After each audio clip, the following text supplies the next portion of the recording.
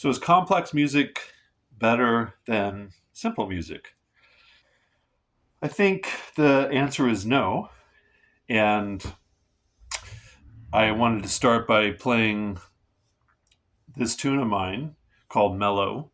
It's the simplest composition I've ever created. And I think of it as a nice balance to all the other music that I play and compose, create, that is, pretty complex in a lot of ways. But sometimes there's simplicity in there to balance out the complexity.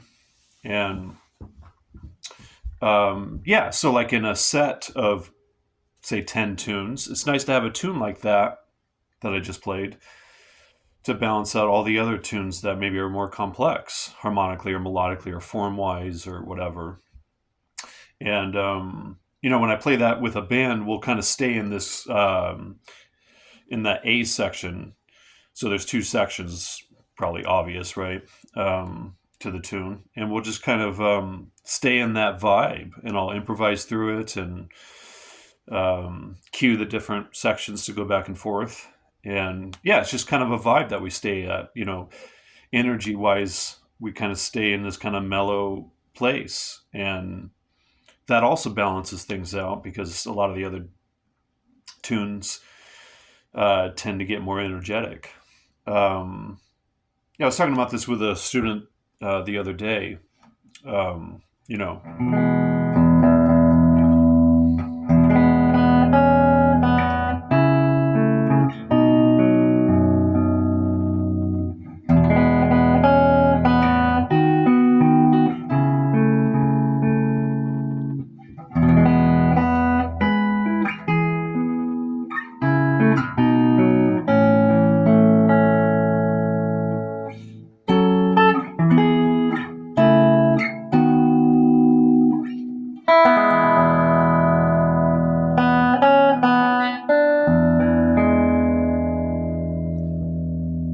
right? I mean, that's beautiful. Very simple, right? All diatonic and pretty short, but that's one of the most, maybe the most famous melody in the world. And the way that melody is constructed, it's perfect. So yeah, I mean, that's a great tune. The neuroscientist and musician Daniel Levitin, he's written a couple books about music, and in one of his books, he talked about how the Beatles had a really nice balance, and he attributes part of their success to this balance between expectation and surprise. And I thought that was an astute observation. And when you think about their music, there was a lot of stuff that was pretty simple and expected, but then they would have some stuff in there like a borrowed chord or um, modulations to other keys that were unexpected, and or maybe some melodic stuff or form stuff, or different ways that they amidst the really simple stuff would throw in some complex surprises. And I think that was part of what made people or make people attracted to their music. It's got stuff in there for everyone to relate to, and then it's got some stuff in there that keeps you on your toes and kind of keeps you intrigued.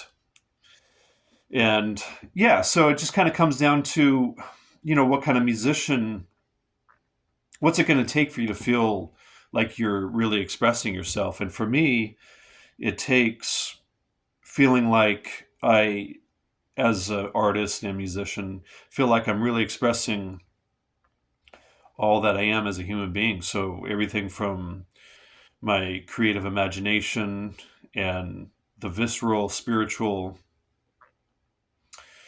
aspect of me, emotional aspects of me, and my cerebral and intellectual aspects of me, and my physical abilities and conceptual abilities. All that stuff. I want to feel like I'm expressing all those things in the music. And of course, that takes a lot of practicing to hone in your craft so that you have the ability to express all those complex facets of yourself. And yeah, I think that's what we're always kind of shooting for. And as we evolve as musicians and human beings, we can, we start to have even more to express and different aspects of ourselves to express.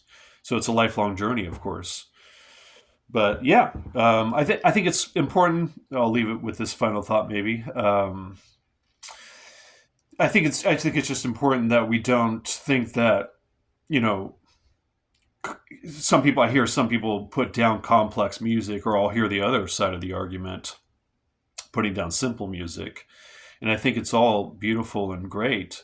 Um, to play something simple with a lot of conviction, kind of like Stevie Ray Vaughan. Like Stevie Ray Vaughan's one of my favorites, and the saxophonist, jazz musician Joe Henderson, when he was asked, "What do you think about Stevie Ray Vaughan?" he said, "Man, Stevie Ray Vaughan was a motherfucker."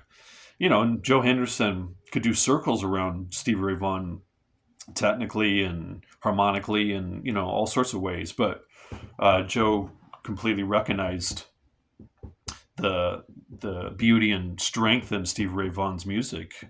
But for me, that's not enough. Like if I listen to Stevie Ray Vaughan, I need at some point I need a little bit more. I need a little more harmonic stuff and melodic stuff and conceptual stuff. But I completely appreciate Stevie Ray Vaughan. He's one of my favorites, and as it goes with Albert King. But I also, I need some Bach and some Rachmaninoff, and then in my original music, I need both basically, and yeah, so just putting it out there as something to potentially think about.